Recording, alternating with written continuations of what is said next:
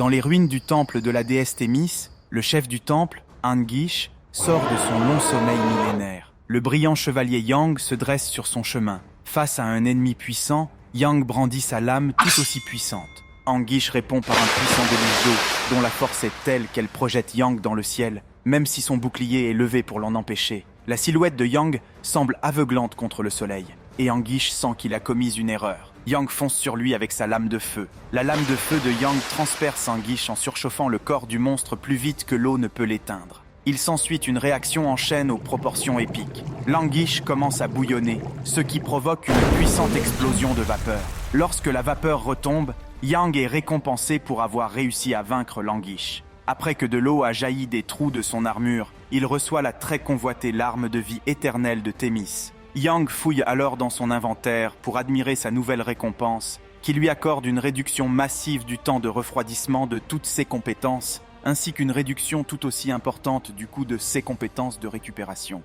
Voyant qu'il est presque l'heure du déjeuner et que son cours de calcul est presque terminé, Ying décide de s'arrêter là. Il dépose d'abord tout son or dans une unité de stockage et enlève son casque VR. Ce garçon fou jouait à un jeu en classe. Ses autres camarades de classe, qui jouaient également au même jeu que lui, sont choqués qu'il ait suivi le raid du donjon le plus élevé, un exploit réputé impossible. À voix basse, il parle de Ying et de sa réputation de maître du jeu, que ce soit sur mobile, console, VR, PC ou tablette. Alors que Ying sort de sa salle de classe, il rencontre une fille qui semble le chercher. Après avoir confirmé qu'il s'agit bien de Ying, elle se présente sous le nom de Shu, une étudiante de première année transférée qui a souvent observé Ying en train de nourrir des chats errants. En tant qu'amoureuse des chats, elle lui demande s'il aurait la gentillesse de l'accompagner jusqu'aux portes de l'école après les cours pour nourrir les chats avec elle. Ying réfléchit un instant, lui prend les mains et accepte de bon cœur. Il en serait vraiment ravi. Ying est un lycéen ordinaire à la tête de la salle de combat de points bestiaux de sa famille,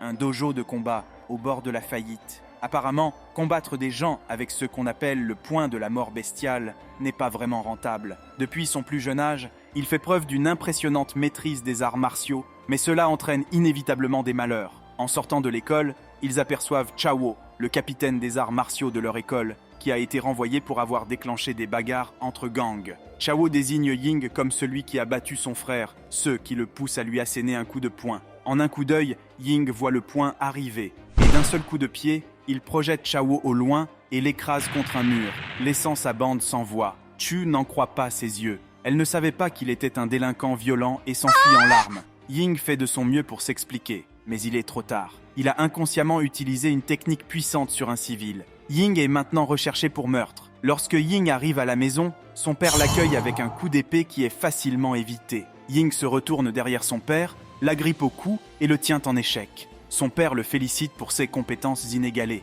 Ying monte dans sa chambre, mécontent d'être obligé d'incarner un guerrier dans le jeu pour promouvoir le dojo de son père. Cependant, son père semble ne pas comprendre pourquoi personne ne rejoint leur dojo malgré cette publicité moderne, et il accuse Ying de se relâcher. Personne ne semble se soucier de ceux qu'il pense. C'est ce dont Ying se plaint à Yexin, une elfe du crépuscule écarlate, propriétaire d'une taverne locale. Comme Ying est fils unique, c'est à lui qu'il incombe d'apprendre les techniques d'arts martiaux de sa famille et d'hériter du dojo. Même dans le monde des jeux vidéo, il est forcé de jouer une classe qu'il n'aime pas. Yexin lui prend l'épaule et l'encourage à suivre simplement ce que son cœur désire, et Ying est reconnaissant de ses paroles aimables. Soudain, une alerte générale annonce qu'en raison de problèmes techniques, leur jeu Throne of Sword and Fire sera suspendu pour une durée indéterminée, et ils conseillent à tout le monde de se déconnecter avant que l'horloge ne sonne minuit.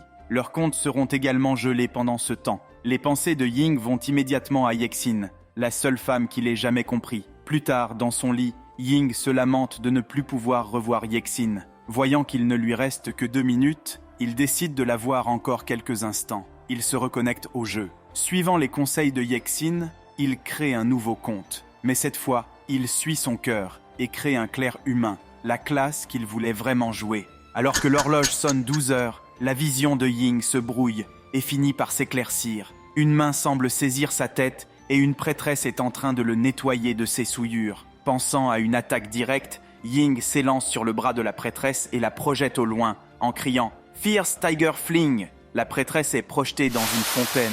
Ying est d'abord très fier d'avoir pu se défendre, mais il se rend vite compte qu'elle est en train de se noyer. Cependant, la prêtresse se relève comme si de rien n'était, et, cette fois, Ying se laisse bénir et ordonner prêtre. Ying sort ensuite calmement de l'église et savoure les quelques instants fugaces qui lui restent en tant que prêtre. Il affiche la fenêtre de son système et constate qu'il lui reste 1 minute avant que l'horloge ne sonne 12 heures. Mais attendez, ce n'est pas possible, n'est-ce pas? Ying s'attend à être déconnecté d'une seconde à l'autre. Mais avant qu'il ne s'en rende compte, 1 heure entière s'est écoulée. Ying attribue ce phénomène étrange à un bug, et il est tout excité à l'idée de pouvoir continuer à jouer. Il décide de jouer la quête du débutant, mais avant cela, il retourne en ville pour récupérer un objet spécial dans le chariot de la mine d'or. Ying entre un mot de passe et fait apparaître la tare des éléments qui lui permettront de démarrer sa carrière d'ecclésiastique. Ying se rend à Gaza, la capitale du grand empire Caesar. Là, une grande cérémonie de couronnement est organisée pour célébrer le nouveau souverain, Isatilna. Une autre impératrice monte sur le trône et elle ressemble trait pour trait à Altria Pendergin Lanner. Une foule en délire lève le poing dans l'air comme s'il s'agissait d'un concert. Et d'une certaine manière, c'est le cas. Dans la mer des gens, un Ying sceptique se dit qu'une attaque magique surprise va bientôt assassiner l'impératrice. Ensuite, sa première mission consistera à soigner 10 personnes blessées. Ying, qui est occupé à réfléchir, ne voit pas le danger qui le guette. Un événement spécial a été déclenché, provoquant une pluie de météorites cataclysmiques. Knight tente de convaincre l'impératrice d'évacuer les lieux, mais elle reste sur ses positions. Les références au destin ne s'arrêtent pas là. Lorsqu'elle entend un enfant pleurer juste en dessous de son château, elle saute en bas pour le prendre dans ses bras. Un météore tombe juste au-dessus d'elle, et, voyant que le seul endroit sûr est un clair à proximité, elle lance la fillette à Ying en lui demandant de la mettre à l'abri. Une météorite s'abat sur l'impératrice et si l'impact ne l'a pas tuée, la chaleur et le feu le feront. La petite fille pleure dans la poitrine de Ying. Il fait allusion à la scène qui se déroule devant lui, qui est une réplique exacte de la scène coupée du jeu. Le capitaine des chevaliers se précipite aux côtés de l'impératrice, qui est miraculeusement toujours en vie. Y a-t-il un clerc dans les environs qui pourrait la guérir? Je me demande bien qui c'est. Ying a du mal à regarder le capitaine des chevaliers crier à l'agonie. Étrangement, Ying éprouve de la sympathie, même s'il se dit que ce n'est qu'un jeu.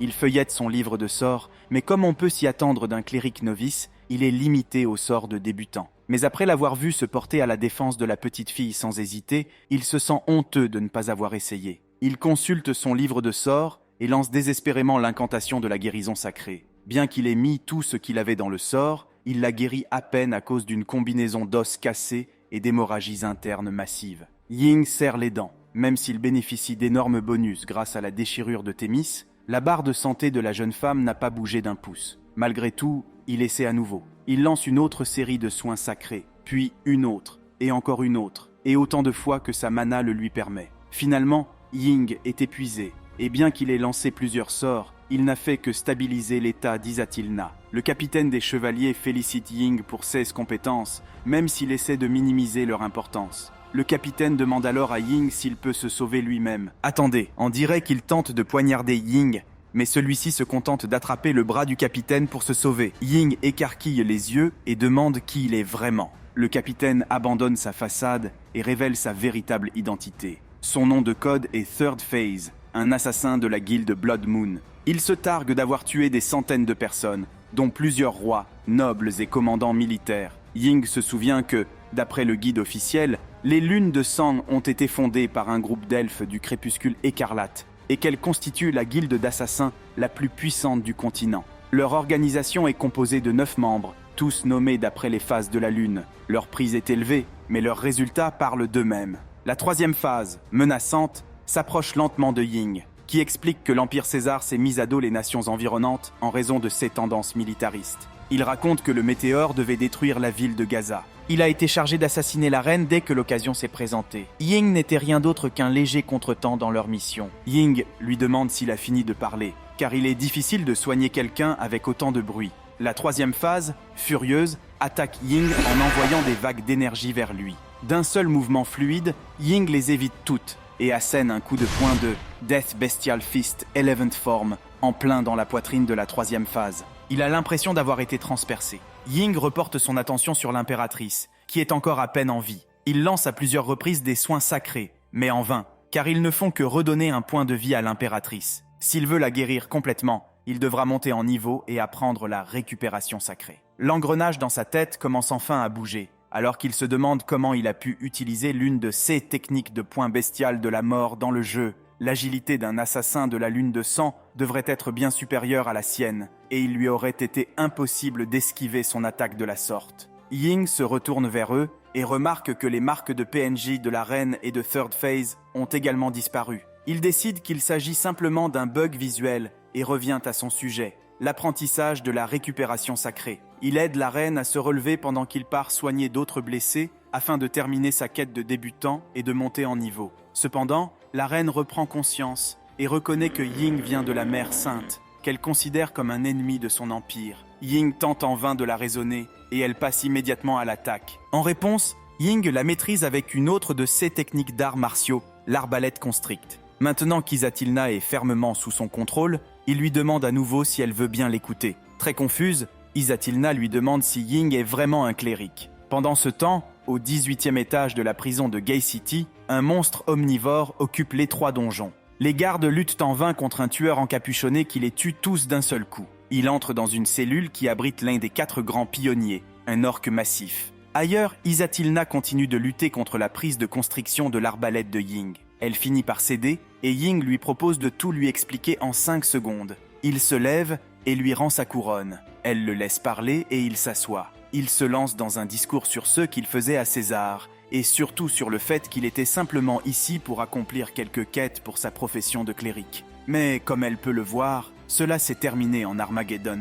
Il a dû tuer un assassin de la lune de sang de classe mondiale. Izatilna lève la main pour qu'il s'arrête et, en mettant de côté le fait que le Saint-Siège et l'Empire de César sont aussi incompatibles que l'eau et le feu, elle trouve extrêmement farfelu qu'un cléric novice puisse vaincre un assassin de la lune de sang de classe mondiale. Ying réfléchit un instant, et même lui n'arriverait pas à le croire. Izatilna dégaine son épée et annonce qu'elle va le mettre en détention dans les donjons de la ville pour qu'il puisse reconstituer son histoire. Ying, dont la priorité est de retourner à Yexin, lui dit poliment non merci. Il commence à s'éloigner, ce qui ne fait qu'aggraver l'agitation d'Izatilna. Soudain, ils sont alarmés par le bruit sourd des pas et des jougs qui se chevauchent. Des bâtiments entiers s'effondrent tandis que le quai fait des ravages parmi les infortunés citoyens de Céazar. Un homme est projeté à travers la ville et atterrit juste devant Izatilna et Ying. Lorsqu'ils se retournent, ils sont témoins du visage terrifiant et absolument massif d'un orque.